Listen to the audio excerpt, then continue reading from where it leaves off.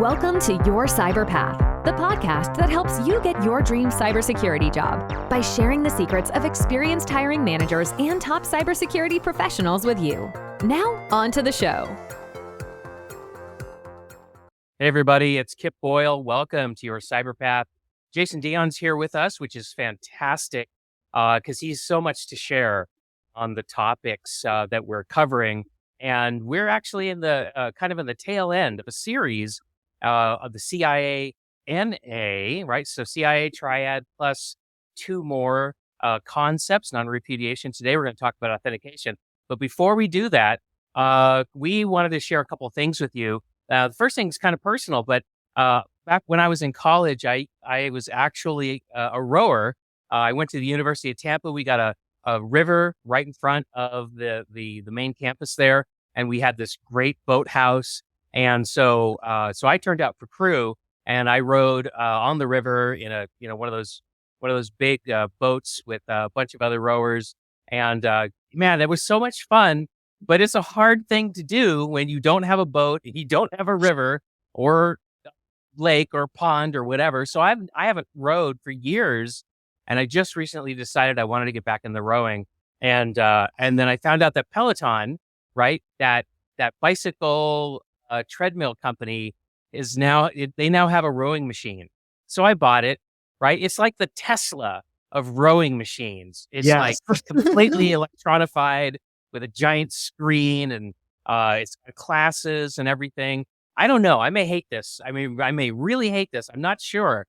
I've heard from people who are the people at the Peloton bikes. They just love them. They go crazy for them. I've never done a Peloton myself. I do have a rowing machine I actually put together last night. I bought for my wife over at Costco or Sam's Club. It's one of those $200-$300. Got the fan when you pull it out. So not as cool as the Peloton one, but I do enjoy the rowing. Yeah, rowing is. I absolutely enjoyed it when I was on the water. It's one of those exercises that helps you move and strengthen. I mean, the vast majority of your muscles. It gets all your joints going. It's great for core. And those of us who are getting older, why we need all that stuff, Jason. Yeah, I feel you, man. I'm getting old, and every time I get out of bed, I'm like, oh, another day. Too young to be this old. And I can't do high impact stuff anymore. My knees will not take it. Yeah. So, anything about, about running or parkour, I don't know. I mean, all the stuff that could be fun, completely off the list for me. So yeah. Same with me. That's why I went for it. I'm usually an elliptical guy, but my wife prefers the rowing machines. That's how we went with the rowing machine. And so far, I like it. It's good. Yeah, that's cool. Okay. Now, one more thing we want to share with the audience, which is LPI, the Linux Professional Institute, is about to launch. And actually, when you listen to this, I think it will have launched a Security Essentials course. You told me all about this, Jason. Can you fill people in on what this is? Yeah. So, at Dion Training, we are a partner with LPI, the Linux Professional Institute, and we teach the LPI Linux Essentials course, but they also have a couple of other courses in that Essentials series. One of them is Web Development Essentials, that's been out for about a year. And the new one is Security Essentials, which is coming out in January of 2023.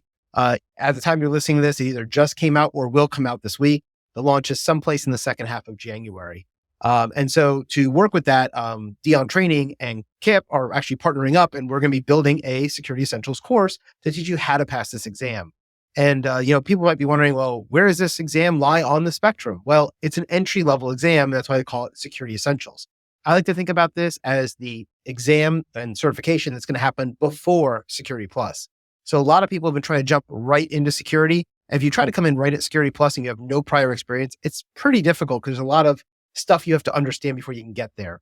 And so this Security Essentials that's the idea of this is kind of take a lot of the stuff from Security Plus, but not nearly as in depth or as broad to give you a good introduction. Say, hey, do I like this cybersecurity stuff? Is this for me? And if it is, then you can move on to Security Plus, then you can move on to CISA Plus, you can go to CAS Plus or CISSP or CISM, and keep moving your way through the lifecycle. But this is kind of the entry level, right at the beginning of the bottom side of the path, and be able to start getting your foot into the door and start learning this stuff and how these certifications work. So kind of an appetizer. Yeah.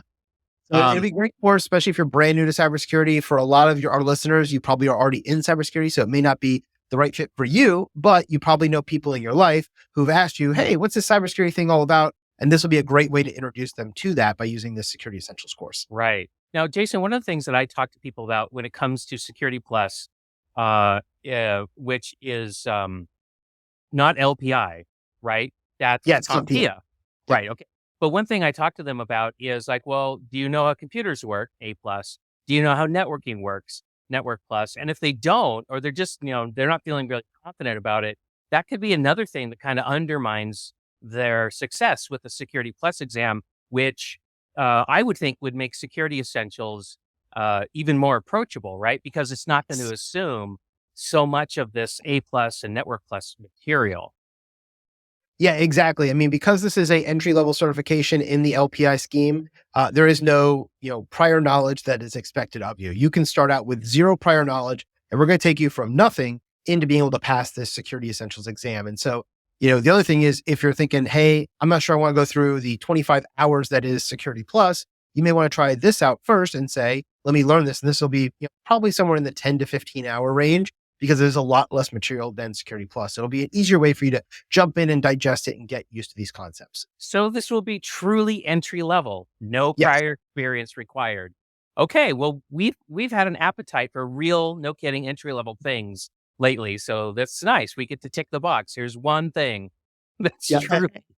And the other one that came out recently for entry level that just came out in the last 3 to 4 months was ISC Squared's, which was their Certified in Cyber, the CC certification from them, which is their version of an entry-level certification. I will tell you, talking to people who've already taken it, even though it is considered an entry-level certification, they still ask questions the way that IC Squared does, and IC Squared asks questions in a really weird and convoluted way. So that Certified in Cyber, from the feedback I'm getting from people who took it, and people who are already certified in CISP and CISM and other things, they said it's still a really hard exam. So I think IC Squared has missed the mark since they were going for entry level, and then they made the question so hard that an entry level person will never pass. But that is not the case with LPI. They are doing a good job of keeping it at the entry level, and that's the level you're going to need to know for that exam. Okay, that's valuable insight. I appreciate you sharing that. Okay, why don't we start talking about the last bit of CIA NA, which is authentication, right? Yeah, definitely. We are going to talk about the CIA Triad, and today we're talking focused on authentication. When we talk about the CIA Triad, we're talking about confidentiality, integrity, and availability. And then we also talk about NA, which is non-repudiation and authentication. So confidentiality, we're talking all about how we encrypt things and keep our data safe and secure from prying eyes. We talked about integrity. We're talking about things like hashing to make sure that your data doesn't change when you save it and it stays in the same state it was in. You want to make sure that these data that you have and you put in your database is the right data. And that's what integrity is all about. Then we talked about availability, which was all about uptime and redundancy and battery backups and continuity and disaster recovery and all that good stuff. Then last time we talked about non-repudiation, which basically meant we were going to use things like digital signatures so that when you sent something or did something, you couldn't then turn around and say, nope, wasn't me, I didn't do it, because we know you did it because you digitally signed it and that came from you and only you. And that brings us to today, which is the fifth pillar inside the CIA NA. And this is what we're going to be talking about with authentication. When we talk about authentication, we're really talking about things like passwords and how you're going to verify that you are who you say you are when you're trying to get onto a system and do something. So, Kip, what does that really look like in the real world? When you hear authentication, what are you thinking about? Well, I always like to start with a concrete example in real space. And that would look like showing an ID badge at a security desk. You want to go into a building and you walk in and maybe you have an appointment, maybe you don't, maybe it's your workplace, but there's somebody there who wants to make sure that you actually belong in this building, that you have a need to be in the building. And one of the ways that they're going to do that is they're going to identify you. Who are you? I've never seen you before, or I've seen you before, but are you fired? Like, do you still work here? Show me your badge. And so that's really, that's authentication in the real world. And then we extend that idea into, cyberspace, into our data networks and into our computer systems. But it's different because when you're in computer systems and on a network, nobody can really validate you, or I should say authenticate you the way that they can at an entryway right? By looking at a photo ID and then looking up at you and giving you like the I see you business, right? So we have different ways of doing that. And that's what we want to explore here. And it could be things like a user ID and password combination. And it could include other things like, hey, I'm going to send a text message to your mobile phone. And because your mobile phone is under your control, and then that's going to help me feel confident that when you put that text, the number in the text into the authentication field, that it really is Kip. And it's not somebody who just stole Kip's user ID and password. And there's all kinds of other ways to do multi-factor authentication, which of course, we're going to unpack a lot of that. And there's some other things that are going on right now in the real world where multi-factor authentication is concerned that we need to talk about because the game is changing. Yeah. Yeah. And then the other one that, I think about in the real world that's gotten really popular here in 2022, and you're going to see even more of it in 23 and 24, is that you're seeing a lot of passwordless authentication schemes as well. We've actually played around with that a little bit on our own site and how we were playing with it. And one of the ways you can do this is essentially the person would put in their email address, like, support@diontraining.com. And when they do that to log in, they then get sent an email. And in that email is a one-time use magic link. And when they click on it, it's good for 5 minutes or 10 minutes and will log them into the system. No passwords are needed. The only thing you need is your email. Now, the problem with that is that if somebody has attacked your email because you're using a weak username and password, well, then you've now been able to get into my site as well because they have access to your email. And so there are lots of different ways that this is happening. Another thing I'm seeing a lot with Google and Apple and Microsoft, they've been working together on the new passkey. And that's going to be another way of doing passwordless authentication. So you're going to continue to see authentication changing over the years. But right now, as Kip said, it's things like badging, it's things like multi-factor, single sign-on, federation, usernames and passwords, one-time use codes, all those kind of things all fit into this authentication bucket. And when you hear authentication, really it is, how do I know you are who you say you are? Prove it to me, right? Right. You get pulled over on the interstate for speeding. First thing the cop is going to ask you is, give me your license. I want to see who you are, right? That's an authentication. He wants to figure out who you are and what you're doing. Exactly. And then I want to extend your comment too, to make the point that as an industry, we're talking very seriously about these zero trust architectures.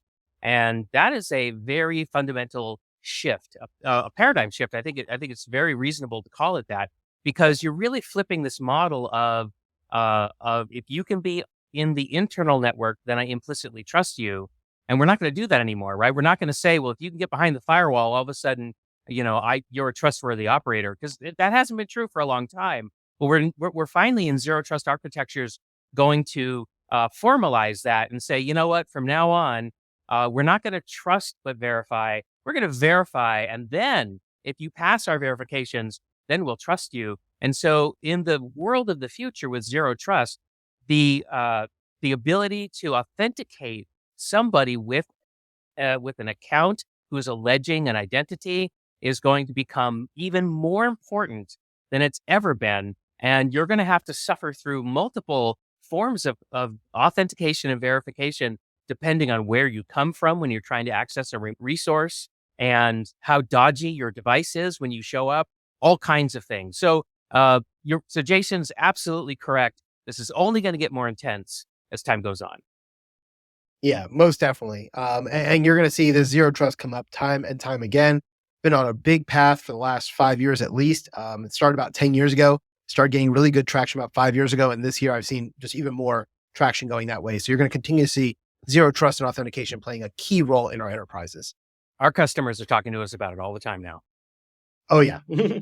Yeah. And so, that brings us up to our second part here when we talk about authentication. And, what I want to cover here is, I'm a big certification person. I teach a lot of certification. And, when you hear certain words, you should be thinking about authentication as the answer, right? So if you hear something like authentication, you should be thinking of usernames and passwords, tokens, whether those are hardware tokens or software tokens. It might be a digital certificate. It might be multi-factor or two-factor authentication. It might be single sign-on or federation. Things like biometrics, where you're using facial ID or fingerprints or a voice print or things like that. And also X509 certificates, which are another form of digital certificates. All of these are things that kind of tie into authentication. And when you hear any of these keywords, your mind should immediately be thinking, okay, I'm in the authentication section. The answer has to be something to do with these things. And that's normally what you're going to see on a certification exam. Because again, if you can figure out, is this a confidentiality issue, an integrity issue, an availability issue, a non-repudiation issue, or an availability issue, you're going to be able to at least be able to talk intelligently and identify the right answer based on knowing which of those 5 categories you're in. Yeah, that's great advice. A framework to keep in your mind. Yes, definitely. And then, the rest of this episode, we really want to focus on helping you in your job interviewing process. And just like we've done the last 4 episodes, we've been talking about what kind of questions can you expect about this category or this pillar inside of the CIA NA area. And, when I think about it, I like to think about things like the 5 factors of authentication, right? So in an interview, it would be completely fair for somebody to ask you as a cybersecurity analyst or a penetration tester, or even an entry-level help desk person, to be quite honest, what are the 5 factors of authentication? So, Kip, what are the 5 factors of authentication? Jason, I really appreciate you asking me about this. I know it's completely irrelevant to the job that I'm being, considered for. Well, the 5 types of authentication, as I understand them, the first type would be something that that is something that I have in my brain, and that could be a password, for example. A second type of authentication is something that I have or that is in my possession, and I think about my iPhone, or somebody may have an Android device or something, but that's in my possession. It's under my control. It's a thing, and that's another way that you might be able to authenticate me. A third type would be something that you are. And this really goes back to things like a fingerprint or face geometry. Several years ago, when I was working in data centers, I'd have to put my hand in a hand geometry reader, right? And these are things about myself that don't change, that are pretty durable, right? I mean, I would have to have some kind of an accident in order for these things to change. So that's something that you are, something that you do. And this is a relatively new factor, Jason. This is where maybe the way I type is a way that you can authenticate me. The speed and the cadence of my typing is actually unique to me, and so that might be a way for you to know if is that really Kip at the keyboard or not. And then finally, location. So geography. If I'm trying to authenticate into my account and I'm coming from an address in Kazakhstan, but there's no reason for Kip to be in Kazakhstan because he just authenticated 15 minutes ago from Seattle. Well, that's another way that you can detect that that's probably not Kip coming from Kazakhstan. So we can go ahead and we can block that. So those are the 5 factors, Jason. Awesome. Great answer. And just for the audience here, the way Kip listed those out is the generic terms, which is totally fine in an interview, but there are also specific terms for those as well. So the generic terms that we just used were things like something you know, something you have, something you do, something you are, and somewhere you are, right? We talked about those 5 things. And another way we would talk about this is the more traditional way of saying it. So instead of saying something you know, you could say that's a knowledge factor. Something you have is considered a possession factor. Something you are would be considered a biometric or inheritance factor. And then if you do something you do, that's considered a behavior or action factor.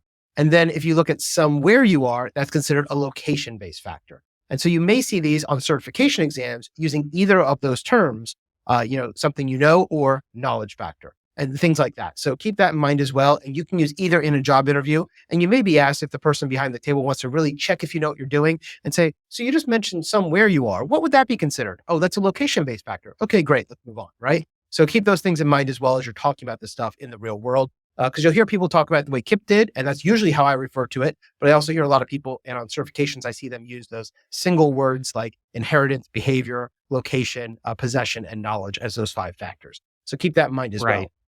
I'll let Kip go ahead and have the question. I'll let him stump the chump here. Okay. Yeah, it's my turn. Okay, Jason, really appreciate your interest in our role here, and I would like to know a little bit about your take on multi-factor authentication, and specifically, do you think that one-time codes delivered by short message service or text messages, is that a strong form of MFA, and why or why not?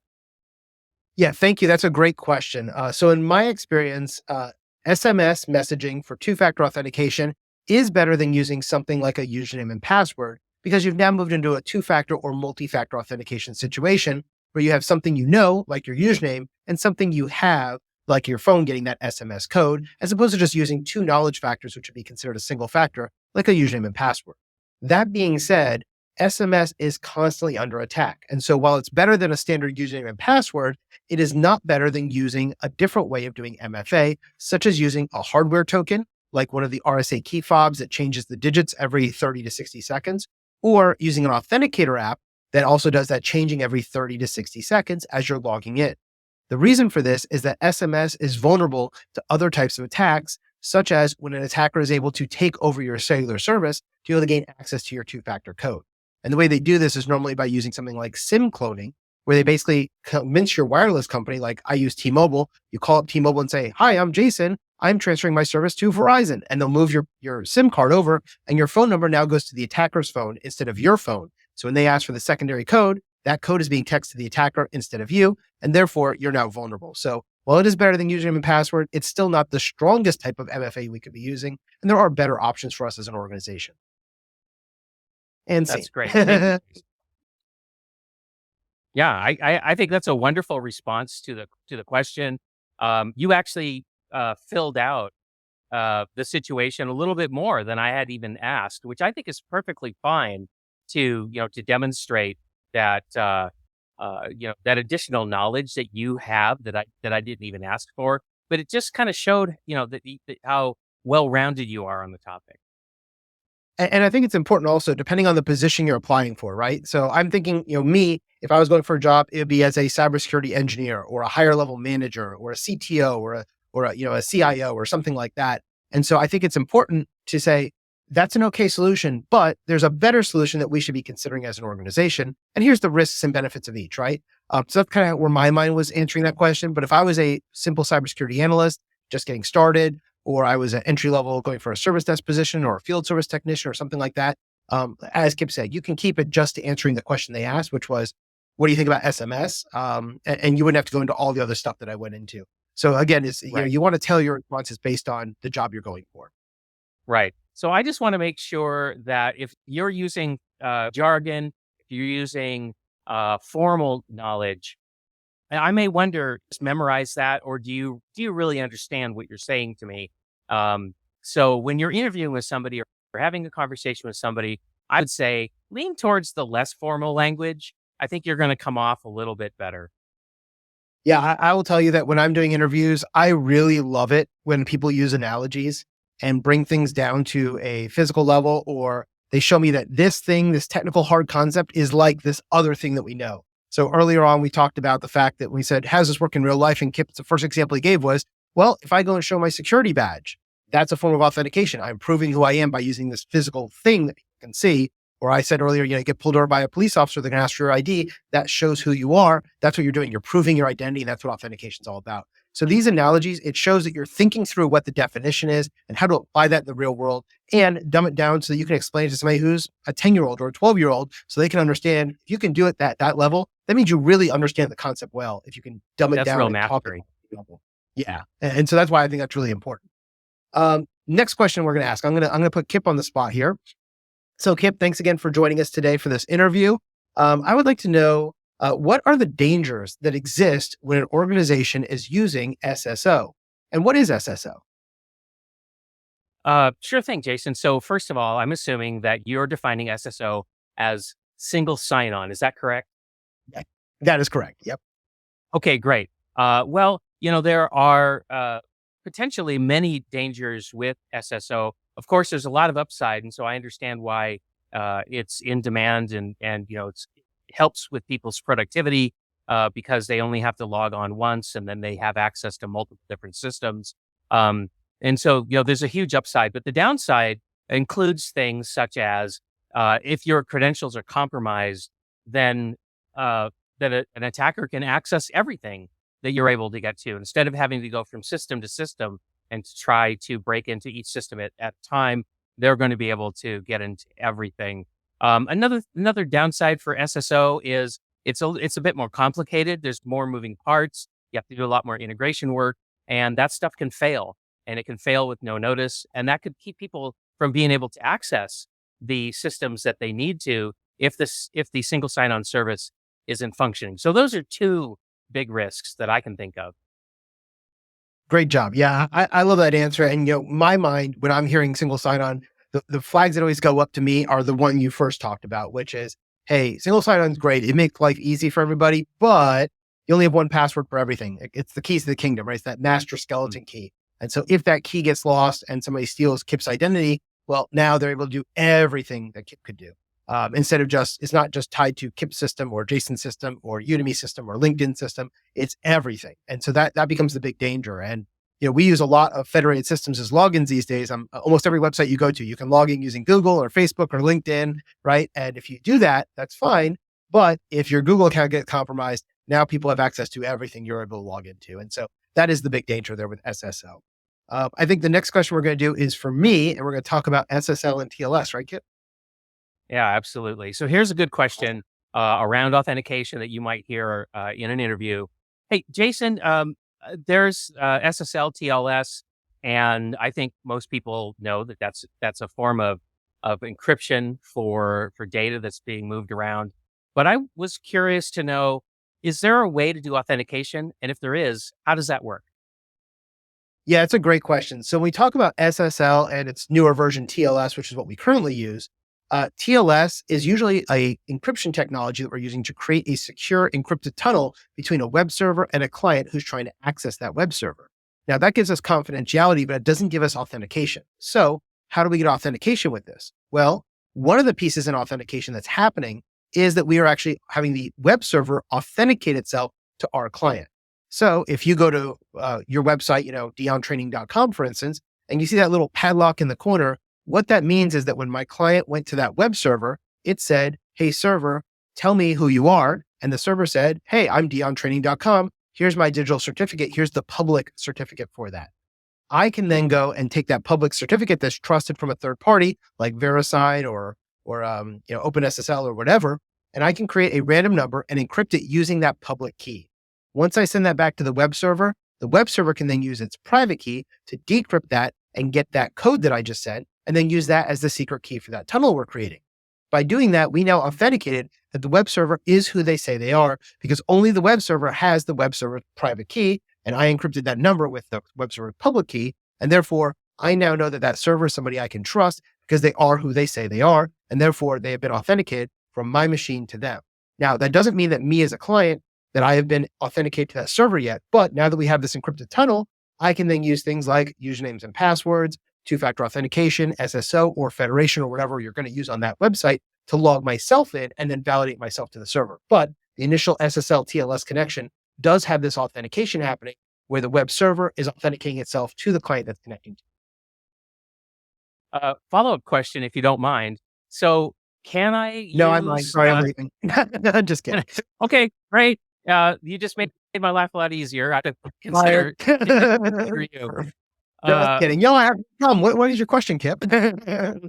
So my follow-up question is, can SSL TLS be used in the reverse direction where a server could authenticate the connection of a client machine? I mean, is that possible?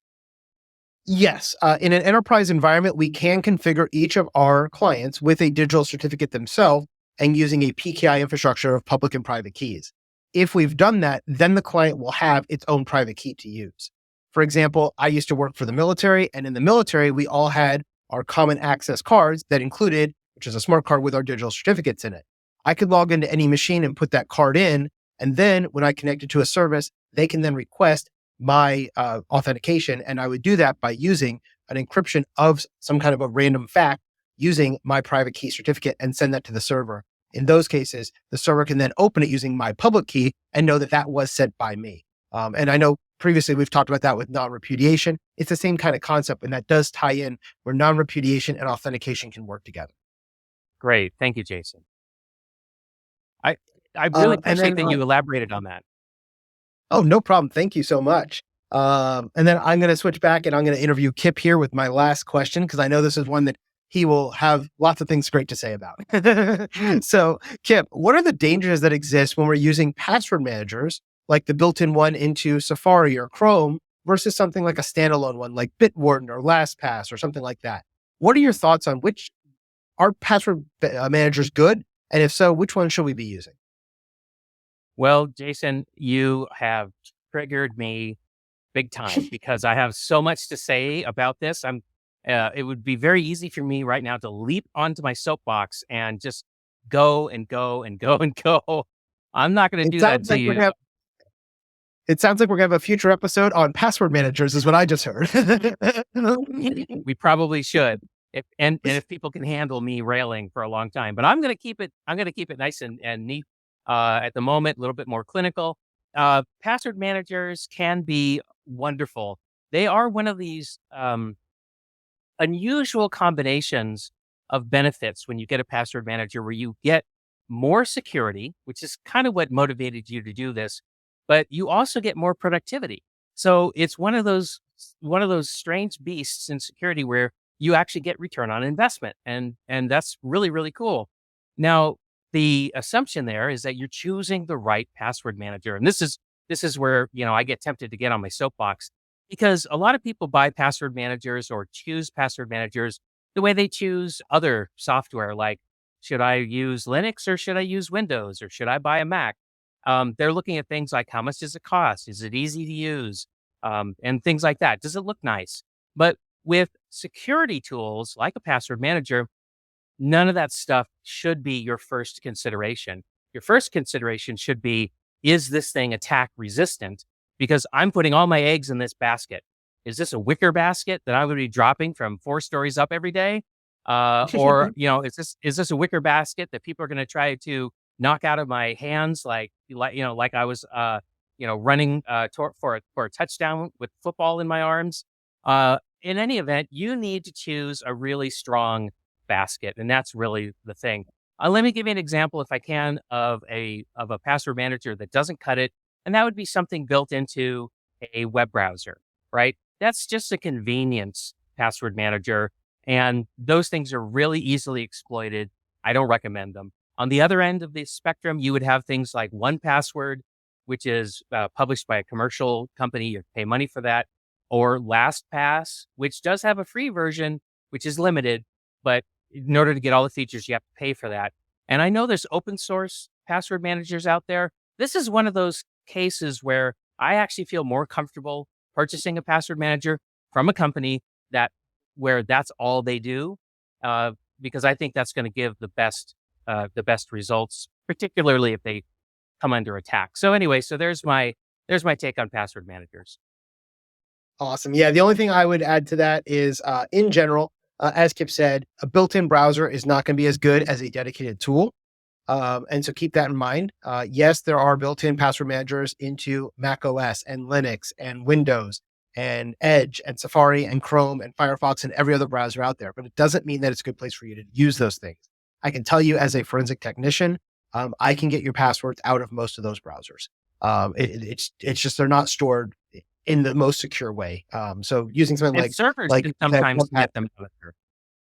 Yes. Yeah. And so things like, 1Pass, LastPass, Bitwarden are all great options, dedicated password managers. I will tell you, in our company, we use Bitwarden. We used to use LastPass. LastPass was sold to another company in the last couple of years. And that company is based out of a country that we didn't want to trust our data in, to be quite honest. And so for that reason, once they got sold to that company, we left and we went somewhere else. So that's another thing you have to think about, right? Like, if there is a, password manager out there and it's owned by China, Russia, some other country that you don't want your data in, you want to make sure you realize that as well. These are all those business decisions that we make as cybersecurity analysts and engineers. Any of those password managers I mentioned, 1Pass, LastPass, Bitwarden, they all work basically the same way. They're all just about the same security level, but where's your data being stored? Is it being stored in a server in China or the US or Canada or France or whatever? And if that matters to you, then you need to pick the one that's going to store it in the place you care about, right? Exactly. And so for us, we went with Bitwarden as a US data center, and we trust it more. So that's why we have our data there. And so, that's, kind of the summary of the 5 questions we just went over. I think those are 5 really good questions for you to keep in your mind as you're thinking about how to answer these interview questions that have to do when you're dealing with authentication.